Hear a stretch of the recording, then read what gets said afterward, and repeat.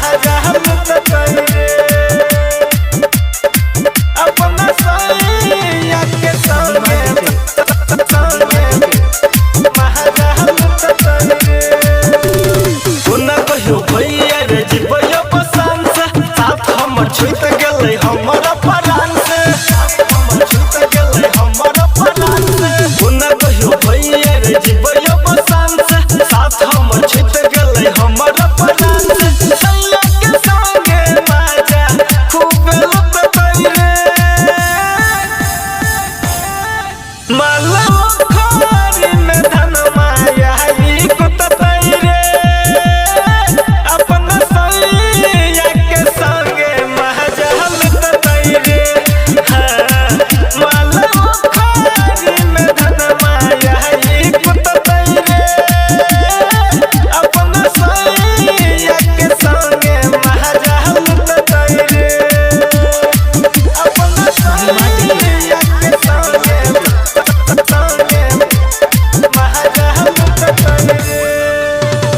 जिंदगी के हमरा छोड़िया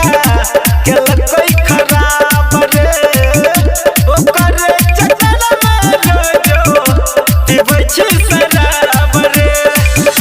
पीबै छी शराब रे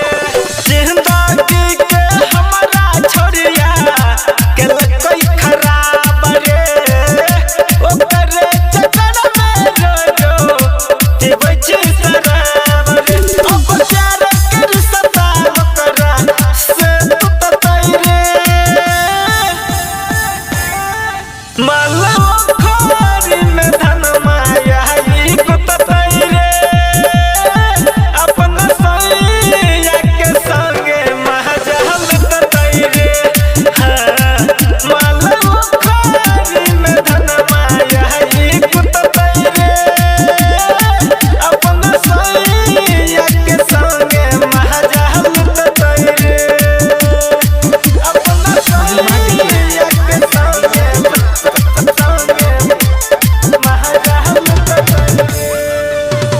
कथी कहियो यारबा हमर तेरे दिल के दिल रे हमरा के छोड़ा गेलै पिया पास मिल रे पिया पास मिल रे कथी कहियो यारबा हमर तेरे दिल के दिल रे हमरा के छोड़ा गेलै छतुआ से मिल रे अब राइटर गोविंद संजीत सहानी नहीं पूछतै रे